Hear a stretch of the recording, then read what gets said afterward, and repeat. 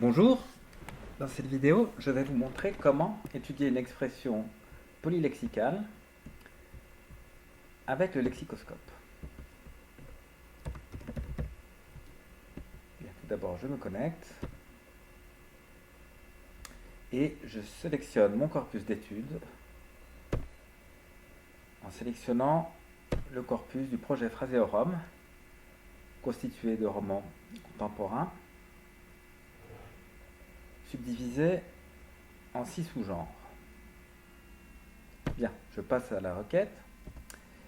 Et donc, mon expression polylexicale, ici, sera hocher la tête. Expression qu'on trouve beaucoup dans l'écriture romanesque. Donc, vous pouvez voir à mesure que je tape mon expression de recherche les suggestions qui me sont faites. Vous voyez, je viens de taper hocher et on me suggère le verbe hocher tel qu'il a été trouvé dans le corpus. Je continue et je complète mon expression. Donc cette fois-ci, ce n'est plus un lemme isolé qu'on me propose, qu'on me suggère à partir de ce qui est présent dans le corpus, mais c'est l'expression hocher la tête sous la forme de sous-arbre. Donc ici, j'ai mes 3 tokens, hocher, tête et le, reliés par des relations de dépendance. Ici, on voit la requête correspondant à cet arbre sous la forme d'une écriture formalisée. Brièvement, je peux expliquer cette écriture. Les 3 tokens sont identifiés par des chevrons ouvrant et fermant. Pour chaque token, j'ai la définition d'un certain nombre de contraintes ou de traits. Ici, L, le lemme, est égal à hocher, C, la catégorie, est égale à verbe. Et ce dièse 1 signifie token numéro 1. Donc j'ai le lemme hocher qui correspond à un verbe, suivi de quelque part dans la phrase, pas forcément immédiatement après, suivi de le lemme le de catégorie déterminant, avec aussi quelque part dans la phrase le lemme tête de catégorie non. Ici, je vois les relations de dépendance qui sont sous-jacentes à mes tokens. Donc, une relation de détermination entre le nom et son déterminant, une relation objet entre le verbe et son objet. Bien. Supposons que j'ai conservé mon expression initiale, donc je ne vais pas me mettre en langage TQL, je vais me remettre au niveau de mon expression initiale, hocher la tête, que je vais chercher telle qu'elle, dans le corpus.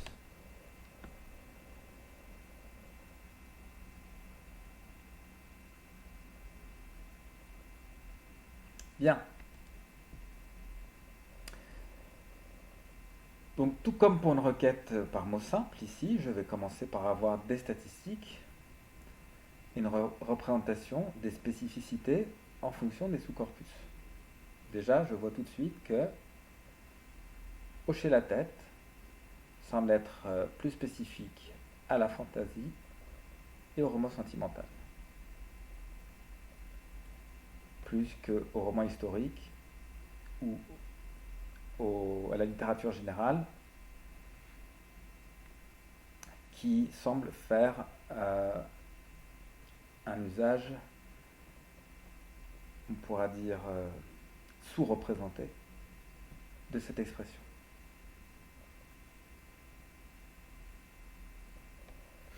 Bien. Ce qu'il faut savoir ici, c'est que ma recherche correspond en fait à une recherche d'une expression de surface. Vous voyez, hocher la tête apparaît tel quel. Je n'ai pas les formes fléchies du verbe hocher. Pour avoir l'expression dans toute sa généralité, j'ai besoin d'utiliser mon expression formalisée qui m'indique que j'ai un lemme verbal avec un déterminant et le nom tête. Donc en cliquant ici, je vais avoir l'expression qui sera à la fois plus complète au niveau de ses résultats, puisque je trouverai toutes les formes fléchies, et plus précise, puisque je suis certain ici d'avoir des relations syntaxiques entre mes trois éléments, ce qui n'était pas le cas avec l'expression linéaire précédemment utilisée.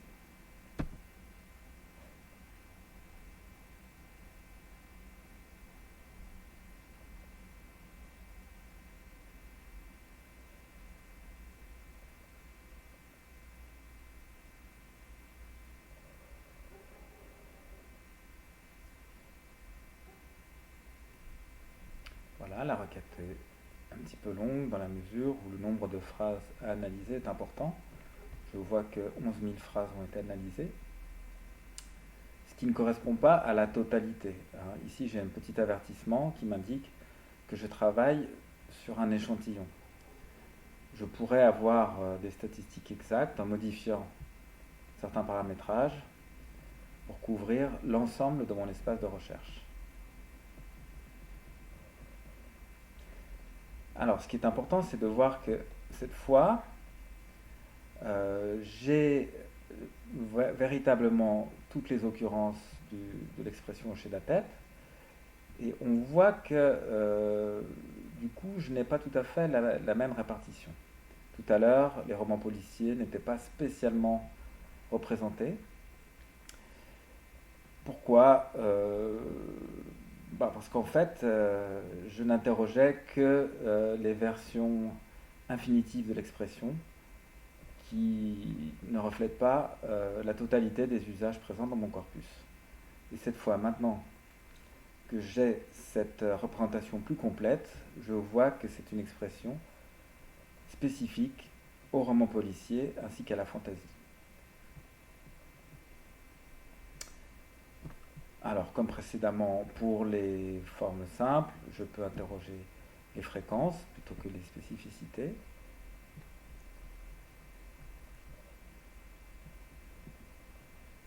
La dispersion, qui m'indique le nombre de documents où l'expression apparaît.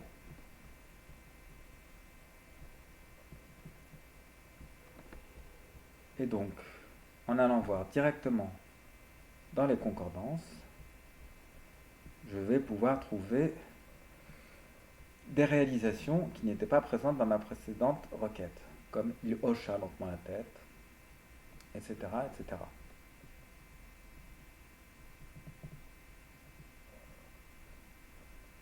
Voilà. Alors, je vais relancer, parce que j'ai un petit problème d'affichage qui est lié à une mauvaise connexion au serveur.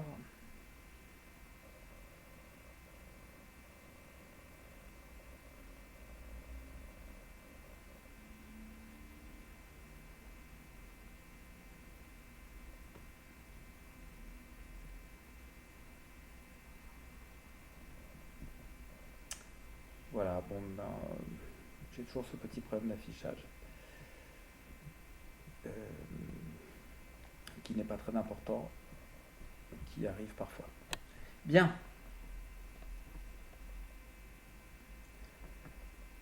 Tout comme pour les mots simples, je vais pouvoir observer les co-occurrents de mon expression. En cliquant sur co-occurrence, je vais observer différents collocatifs pour lesquels les fréquences de co-occurrence sont importantes dans mon corpus. Donc là, par exemple, je vois des noms propres. Samy, Gabi, Brolin. Il est vraisemblable que ces noms propres sont liés à des documents en particulier. c'est-à-dire qui ne reflètent pas des expressions générales dans la langue. Ceci peut être confirmé par la mesure de dispersion. La dispersion, c'est la fréquence de documents qui m'indique le nombre de documents concernés par l'expression. Et là, je vois bien que quand Samy hoche la tête, il le fait uniquement dans un seul document. De même pour Brolin qui le fait dans 2 documents, ou Gabi dans 2 documents.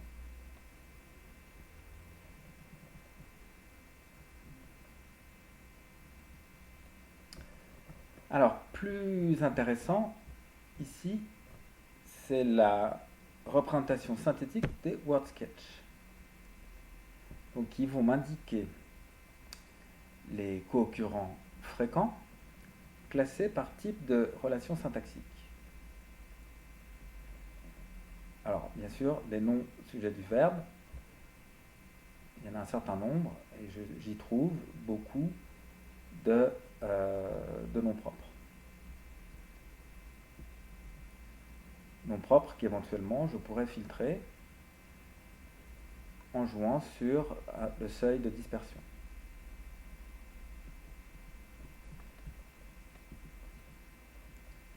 Plus intéressant, je vois tout de suite un fait saillant, c'est que mon verbe, mon action, hocher la tête, s'accompagne très souvent, à travers des coordinations, d'une deuxième action. Il hoche la tête et il sourit, et il soupire, et il examine, et il s'éloigne, etc., etc. Donc là, je vois un motif assez récurrent, où le hochement de tête vient accompagner une action dans le cadre, le plus souvent, d'un dialogue. Autre fait marquant, je vois que l'expression est très souvent modifiée par un nom. On hoche la tête avec conviction, avec satisfaction, avec enthousiasme, avec gravité, etc., etc. Très fréquemment, donc, ce hochement de tête s'accompagne d'un marqueur d'expressivité.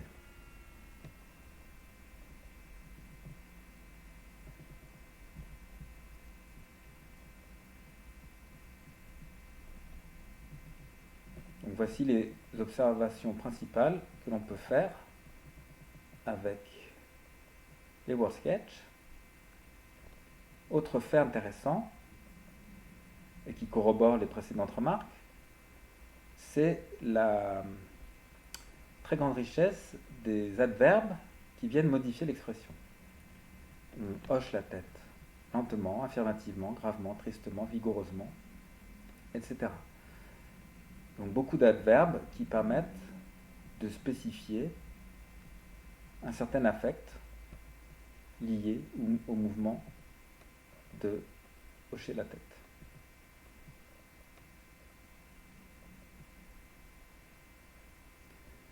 Alors, comme pour les mots simples, je peux observer mes différents types de co-occurrents pour telle ou telle sous-partie du corpus. Là, par exemple, je suis dans le roman policier où j'ai beaucoup d'occurrences de hocher la tête et je vais trouver énormément d'adverbes. Si je vais voir du côté de la littérature générale, je trouve aussi beaucoup de verbes coordonnés.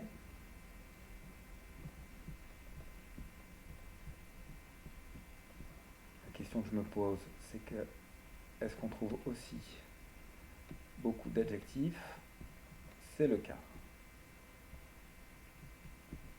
Voilà. Et du côté de la fantaisie, c'est la même chose.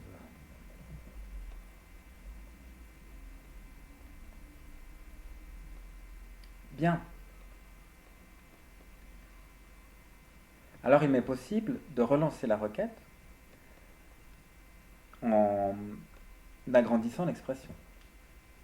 Par exemple, je vois qu'il est fréquent qu'on hoche la tête lentement. Si je clique ici sur ce symbole, je vais relancer une nouvelle requête qui consistera à élargir l'expression. Cette fois-ci, ce n'est plus hocher la tête, mais c'est une extension de hocher la tête, avec toujours le même type de répartition. Prédominance de romans policiers et de fantasy, sous-représentation de littérature générale et sentimentale.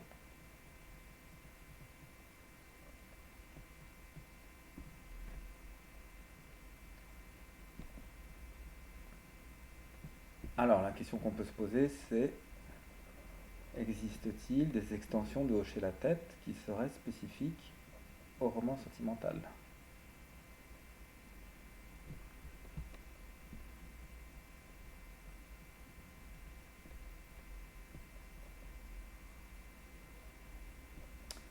Par exemple,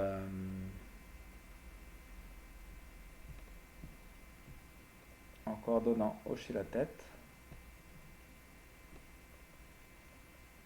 avec le sourire.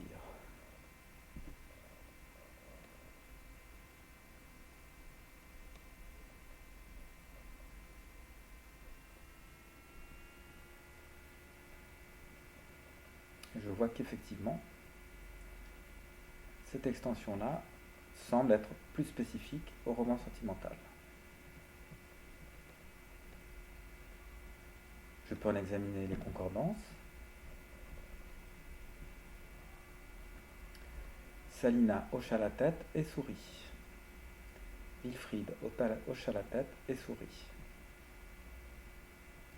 Donc voici ce qu'on pourrait appeler un motif qui semble être caractéristique de ce type de roman. Bien que le roman sentimental, globalement, n'utilise pas spécifiquement cette expression de hocher la tête, ce qu'on avait trouvé, je reviens à hocher la tête,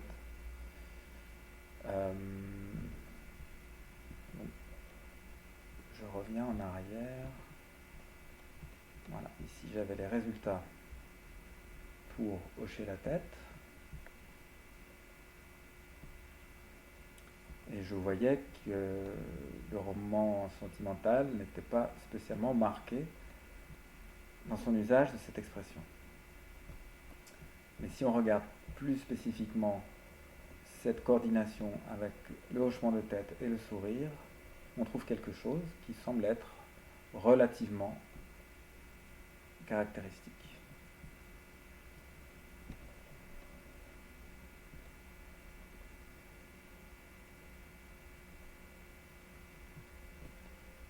Bien.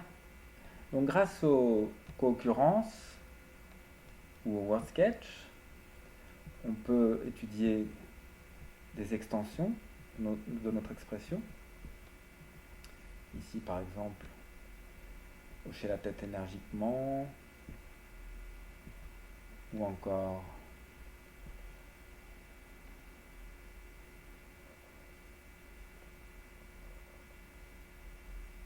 hocher à pleine tête, j'imagine, je ne sais pas, ou encore hocher la tête et cligner des yeux. Bref, on peut étudier toutes ces extensions, mais on peut aussi s'intéresser à une généralisation de notre expression. C'est-à-dire, je peux me demander quels sont les autres verbes qui pourraient fonctionner de façon analogue à hocher dans cette expression. Pour ce faire, je reviens à mon expression écrite en langage TQL et il me suffit de supprimer la mention du lemme. Là, j'ai supprimé le lemme hocher. Donc en relançant autour de cette expression plus générale, un verbe avec pour objet la tête, je vais voir toutes les manières d'utiliser la tête dans mon corpus. Alors bien sûr, je vais trouver beaucoup d'expressions qui n'ont pas grand-chose à voir avec hocher la tête. Mais parmi ces expressions, certaines seront peut-être analogues dans leur fonction.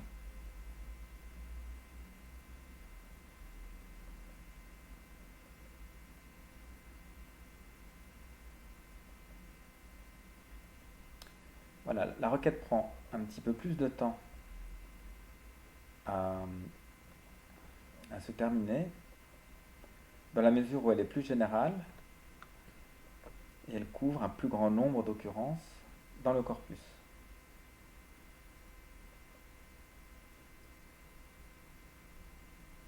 Donc le nombre de phrases analysées au final sera sans doute beaucoup plus important.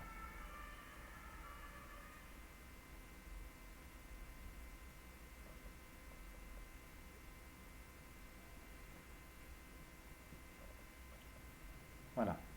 La fréquence estimée des résultats est de 66 000 environ occurrences.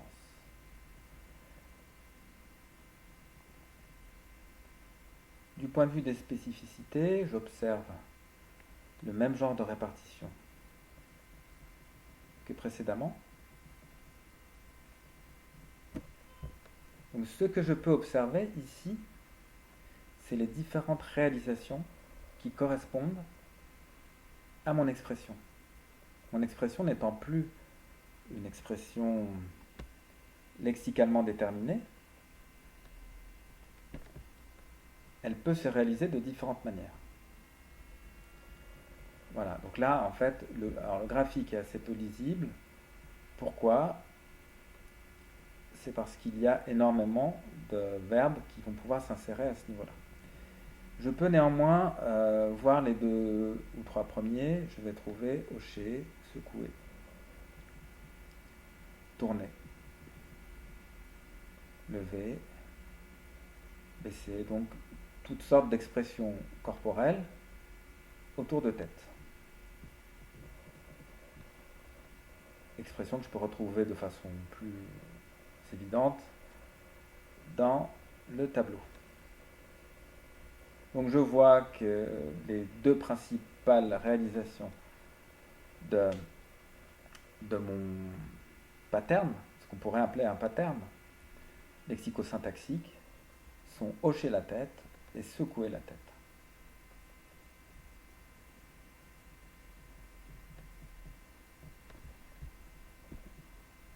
Si je reviens à mon expression, à ma requête initiale, je peux faire le choix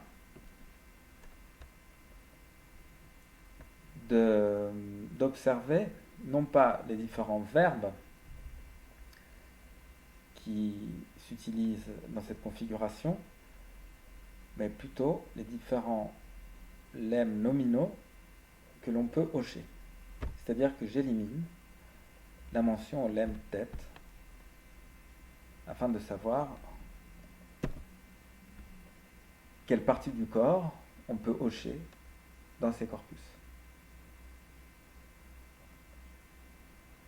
Donc ce qu'on voit ici, c'est plus une étude paradigmatique de mon expression, à la fois du côté verbal précédemment, avec secouer la tête ou hocher la tête, et cette fois-ci du côté nominal, où je vais pouvoir faire la liste des noms compatibles avec mon pattern. Alors bien sûr, je vais trouver tête en premier lieu, mais je trouve aussi menton, je trouve aussi chef, museau, front. Voilà les différentes variantes de l'expression. Hocher la tête, hocher le menton, hocher le chef, hocher le museau, hocher le front, et ainsi de suite.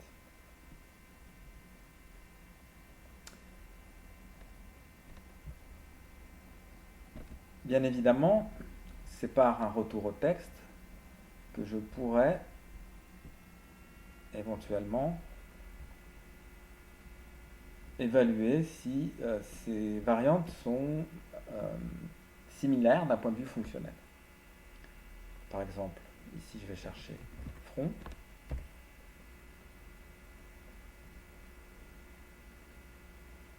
Alors il se trouve que j'ai des occurrences où front ne fait pas partie des résultats. Donc je vais passer dans une autre présentation. Ici je vais afficher sans ligne. Je ne vais pas afficher les métadonnées. Voilà donc le front.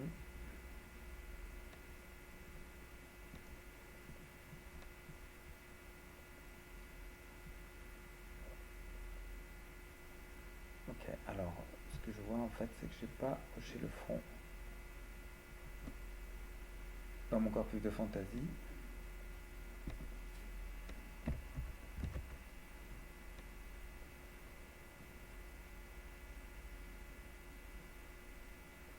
Bien, ici je trouve une alternative au verbe hocher qui serait branler la tête.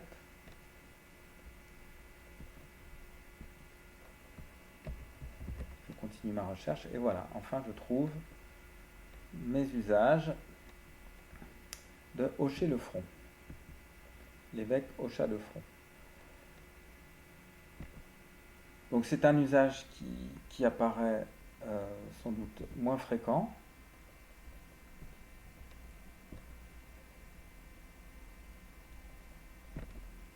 Donc l'examen des métadonnées ici me montre que cet usage a l'air d'être caractéristique de Maurice Druon. Néanmoins, je vois aussi Robert Merle l'employer.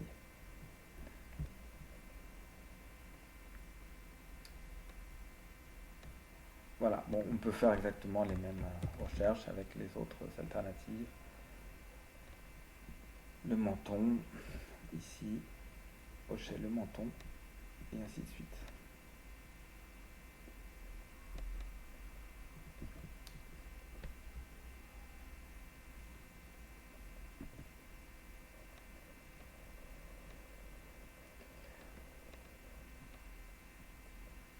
Voilà donc, pour résumer, dans l'étude de ces expressions polylexicales,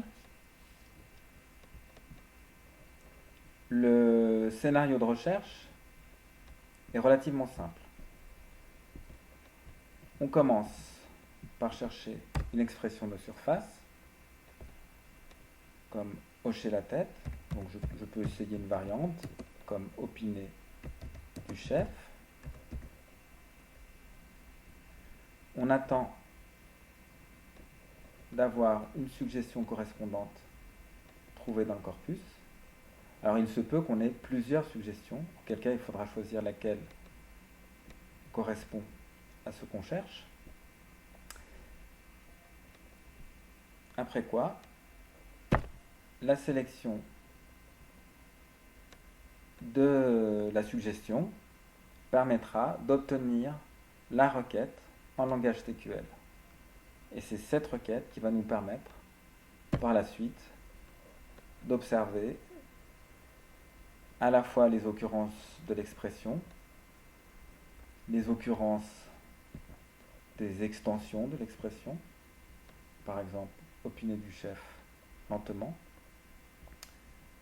et les variantes de l'expression, variantes que l'on peut étudier simplement par généralisation, c'est-à-dire en supprimant certains lemmes.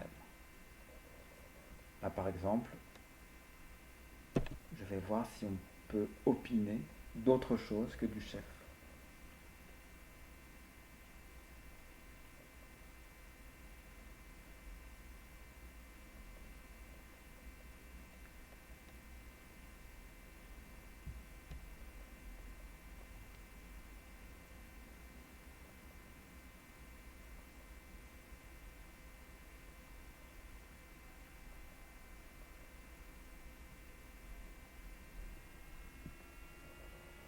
Et c'est en observant les différentes réalisations que je vais trouver